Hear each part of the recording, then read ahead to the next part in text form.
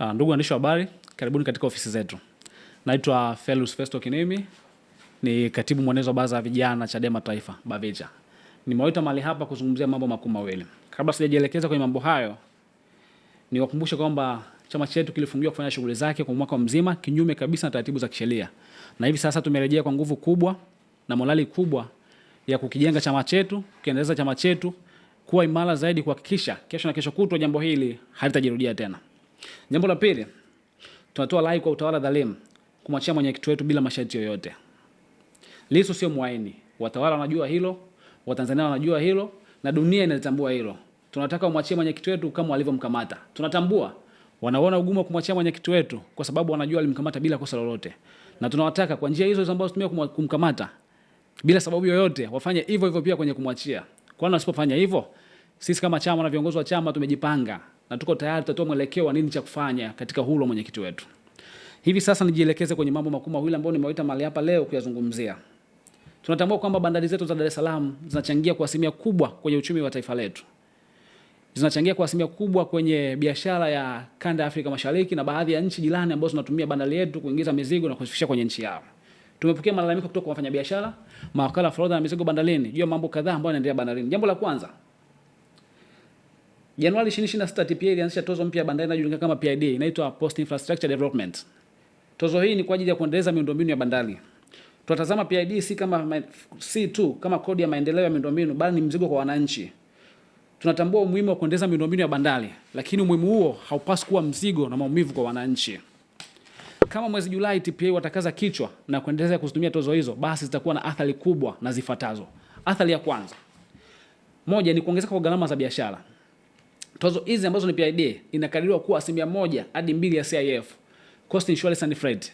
Kwa hiyo hizi tozo zitakuwa ni 1% hadi 2% ya gharama zote za mizigo, usafirishaji na insurance premium ambazo zitakuwepo kwenye thamani ya mzigo husika. Kwa mfano, kama thamani ya CIF itakuwa ni $100,000, PID itakuwa ni $1,000. Kwa hiyo ni mzigo mkubwa ambao unaongezeka kwa Mtanzania.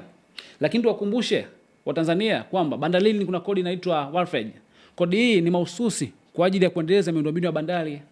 Wakati ambao kuna kodi inaitwa Wharfage kwa ajili ya kuendeleza miundombinu ya bandari, tunaletewa kodi nyingine inaitwa PID. Kwa hiyo haina tofauti na malimbikizo ya kodi au double taxation na yenye kuwaumiza Watanzania. Matokeo yake itakuwa ni kuongezeka kwa gharama za usafirishaji wa bidhaa pamoja na kupanda kwa bei za bidhaa ambazo zitakuwa ni maumivu kwa Watanzania wote. Athari ya pili itakuwa ni hoja ya ushindani wa kikanda. Ni lazima tukumbuke kwamba kuna bandari ambazo zipo kwenye ukanda wetu. Kuna bandari ya Mombasa, kuna bandari ya Maputo na kuna bandari ya Durban, South Africa. Hizo ni bandari ambazo sisi tunashindana nazo kwenye ukanda huu. Katika bandari hizi wenzetu wanazingatia kupunguza gharama za uendeshaji wa bandari na kuongeza ufanisi ili kuvutia watumiaji zaidi wa bandari zao. Wakati ambao sisi tunahangaika kuongeza gharama, tutapoteza baadhi ya watumiaji wa bandari zetu, watakwenda kutumia bandari za washindani wetu au nchi jirani ambazo zina bandari, kusababisha bandari zetu za Dar es Salaam na bandari za Tanzania kupoteza wawekezaji wakubwa au watumiaji wakubwa wa usafirishaji wa mizigo kwenye bandari zetu. Lazima tuliangalie jambo hili kwa ufasaha mkubwa mno na kwa jicho lenye kufikiria kiuchumi. Wakati wenzetu wanapunguza gharama na kuongeza ufanisi kuhakikisha wanapata watu zaidi wa kutumia bandari zao, sisi tunakwenda kuongeza gharama. Watumiaji wa bandari zetu watakwepa mzigo huo mkubwa ili wasumize wananchi wao, watakwenda kwenye bandari zenye nafuu. Itakuwa ni athari kwetu kupoteza watumiaji wa bandari zetu. Hoja ya tatu ni uwazi na uwajibikaji. Nataka jambo hili tuzungumzie kwenye kumbukumbu kubwa sana. Ni miaka michache nyuma TPA waliingia mkataba na DP World. DP World aliingia mkataba kwa ajili ya kufanya, na wakati anasaini mkataba huo tulielekezwa atakwenda kufanya maboresho makubwa miundombinu ya bandari, atakwenda kuongeza ufanisi bandarini na kuongeza teknolojia za kisasa bandarini. Katika wakati huo huo ambao bandarini kuna mwekezaji anaitwa DP World, tunaletewa kodi nyingine inaitwa PID kwa ajili ya kuendeleza miundombinu ya bandari. Ndugu zangu wa Tanzania, tujiulize, DP World amefanya kazi gani kama jambo ambalo tulielekezwa atakwenda kulifanya, tunaletewa kodi nyingine wa Tanzania ili wakafanye jambo hilo. Kwa lugha nyepesi, sisi kama chama tulikwisha kuonya mwanzoni pindi ambacho mkataba wa DP World unasainiwa. Watanzania walipiga kelele, wadau mbalimbali walipiga kelele na wafanyabiashara walikataa mkataba huo. Kwa hiyo jambo hili linakwenda kudhihirisha kwamba DP World yuko pale bandarini kama ulagai tu, ni mvunaji asiyewekeza shambani. Kama mambo ambayo DP World ibidi hajayafanya na wanaletea tozo mpya wa Tanzania ili waweze kufanya mambo hayo, DP World yuko bandarini kwa kazi gani? Basi haondoke bandarini hapo, ijulikane kwamba hakuna kitu chochote alichokiwekeza na yale ambayo alitakiwa kuyafanya ameshindwa, ili Watanzania watambue bandari hazina mwekezaji na zinaendeshwa kwa gharama zao wenyewe. Na imekuwa na tabia mpya kwenye nchi yetu kwamba kila jambo litaka kuja linaletewa kodi yake. Wakitaka kurekebisha miundombinu wakwambia kuna kodi ya miundombinu. Wakitaka kufanya jambo fulani wakwambia kuna kodi ya jambo fulani. Hizo kodi nyingine za kiujumla ambazo wananchi wanalipa zinafanya kazi gani? Kesho na kesho kutwa tutaletewa kodi ya kupumua kwa sababu ni kila kitu wanaleta kodi. Mkataba huo. Kwa jambo hili linakwenda kudhihirisha kwamba DP World yuko pale bandarini kama ulagai tu, ni mvunaji asiyewekeza shambani. Kama mambo ambayo DP World ibidi ayafanya hajayafanya na wanaletea tozo mpya wa Tanzania ili waweze kufanya mambo hayo, DP World yuko bandarini kwa kazi gani? Basi haondoke bandarini hapo, ijulikane kwamba hakuna kitu chochote alichokiwekeza na yale ambayo alitakiwa kuyafanya ameshindwa, ili Watanzania watambue bandari hazina mwekezaji na zinaendeshwa kwa gharama zao wenyewe. Na imekuwa na tabia mpya kwenye nchi yetu kwamba kila jambo litaka kuja linaletewa kodi yake. Wakitaka kurekebisha miundombinu wakwambia kuna kodi ya miundombinu. Wakitaka kufanya jambo fulani wakwambia kuna kodi ya jambo fulani. Hizo kodi nyingine za kiujumla ambazo wananchi wanalipa zinafanya kazi gani? Kesho na kesho kutwa tutaletewa kodi ya kupumua kwa sababu ni kila kitu wanaleta kodi. Hoja ya pili ya msingi ni juu ya mkataba ambao umesainiwa kati ya TACAS pamoja na Capital Pay International Limited. Mkataba huko mahali hapa. Ndugu zangu waandishi wa habari, nitashare na ninyi mkataba huu ili Watanzania waweze kutambua ni mkataba wa aina gani. Ni mkataba wenye maumivu makubwa kwao.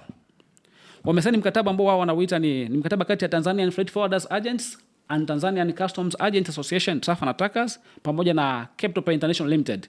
Inaitwa Agreement for the Deployment of Clearing Agents Digitalization System. Wao wameita ni partnership ya kwa ajili ya kuendeleza miundombinu ya kidijitali pale bandarini. Lakini kwa nini tunazungumzia mkataba huu? Nilielekeza moja kwa moja kwenye hoja 6 hadi 7 ambazo zinaonyesha udhaifu wa mkataba huu na kuonesha ni kwa namna gani hauna maslahi kwa umma wala hauna faida yoyote wala hautaenda kuongeza thamani yoyote bandarini, bali utakuwa ni upigaji mwingine kama ilivyo kawaida kwa mikataba ambayo tumewahi kuingia kama taifa. Jambo la kwanza ambalo tunabidi tulitambue, TAFA na TACAS ni watu wa namna gani? Hivi ni vyama vya wanachama bandarini, ni association vinavyowakilisha mawakala wa forodha na mizigo. Majukumu yao ni kutetea maslahi ya wanachama, kutoa mafunzo na miongozo pamoja na kushirikiana na serikali katika sera na uratibu. TAFA na TACAS wana mamlaka ya kuingia mkataba wa ushirikiano kwa niaba ya wanachama. Hawana mamlaka ya kufanya maamuzi yanayoifunga serikali, TPA au TRA. Mkataba huu ambao tumezungumzia mahali hapa unaifunga TPA, TRA pamoja na serikali. Ni jambo ambalo inabidi tulitambue. Jambo la tatu, mkataba huu unagusa ukusanyaji wa mapato ya umma na kubadilisha mfumo rasmi wa forodha bandarini. Jambo hili ni nje ya mamlaka ya TAFA na TACAS. Na hii inaashiria kwamba TRA na TPA wako nyuma ya mkataba huu kwa nia ovu na yenye malengo hovu, na tunatambua siku ambayo mkataba huu unasainiwa, TRA wameshuhudia utiaji saini wa mkataba huu ambao unakwenda kuingiza mapato ya umma leani na unakwenda kuashiria upoteaji mkuu wa mapato yetu. Kwa kama TAFA na TACAS hawana mamlaka ya kisheria ya kusaini mkataba huo, TRA na TPA wako nyuma yao kuwawezesha watu hawa kusaini mkataba huu pamoja na Capital Pay International Limited. Je, huyu Capital Pay International Limited ni nani? Ni jambo ambalo inabidi tujiulize sana na kila Mtanzania alifikirie kwa utulivu mkubwa mno. Capital Pay International Limited ni kampuni ambayo ina umiliki wa watu binafsi. Si kampuni yenye historia inayojitosheleza, si kampuni yenye uzoefu mkubwa, si kampuni yenye record au shuhuda ambayo imesha kufanya kazi sehemu katika mifumo ya fintech ya bandari, kuonesha imeweza kufanya kazi katika nchi kadhaa ikafanikiwa kwa kiwango kikubwa cha kuweza kuwashawishi Watanzania kuweza kuingia makubaliano na hawa watu waweze kuendesha mifumo ya fintech bandarini. Uwezo wa kifedha wa kampuni hii bado ni mdogo na hakuna record za wazi zinazoonyesha ana uwezo gani wa kifedha. Oktoba 2024, South Sudan walilazimika kuvunja mkataba na Capital Pay waliokuwa wameingia baada ya kushindwa kuonesha ufanisi katika utendaji kazi wao na kuonesha riski kubwa ya upoteaji wa mapato ya umma na baada ya kupata upingwaji mkubwa kutoka wananchi. Sasa kama wananchi wa Sudani wamepinga Capital Pay kuendesha mifumo yao na kuendesha huduma kwenye nchi yao, wameikataa. Sisi nchi yetu leo tunampokea mtu ambaye ameshindwa kwenye nchi nyingine. Ni kwa namna gani nchi yetu inageuzwa shamba la bibi? Kama ameshindwa Sudani pale, ni kwetu na waka gani kama atakuja kufanikiwa kuendesha mifumo ya bandari yetu ikiwa historia yake hairidhishi? Hana CV iliyoshiba inaonyesha amewahi kufanikiwa katika jambo hilo. Jambo la 6. Katika mkataba huu ambao hujazingatia taratibu za kisheria na za kimikataba za nchi yetu, mkataba uliofanyika gizani kwa usiri mkubwa, haonyeshi ni kiasi gani cha fedha ambacho Capital Pay anaweka katika partnership hiyo. Haionyeshi ni thamani gani ambayo Capital Pay anakuja kuiongeza pale bandarini. Na bado Capital Pay anapewa majukumu ambayo TRA wanaweza kufanya, TPA wanaweza kufanya. Vitu ambavyo inaelekezwa kwenye mkataba wanaweza kuvifanya, TRA wanaweza kufanya, TPA wanaweza kufanya. Bado kuna vijana wa Tanzania wazao ambao ni wataalamu kwenye fintech wanaweza kufanya jambo hilo. Kwa nini jambo ambalo TRA anaweza kufanya, Watanzania wanaweza kufanya, hapewe mtu mwingine anaenda kupata mapato bure katika shamba asilowekeza chochote? Niwakumbushe kwamba Capital Pay atakuwa anapata 25% hadi 50% kwa kila charges ya mzigo unaotoka. na kwenye zile export kubwa atakuwa anapata 50%. Kwa zile 25 hadi 50 zinakwenda kupotea, ambazo ilibidi ziingie kwenye mfuko wa Tanzania, zinakwenda kupotea, na mtu ambaye hajawekeza chochote, haionekani thamani nyingi anaenda kuongeza katika shamba ambalo yeye hajapanda, anakuja kuvuna tu. Huyo ndio Capitol International Limited. Nataka tuzungumzie udhaifu wa kimkataba. Mkataba una madhaifu mengi sana.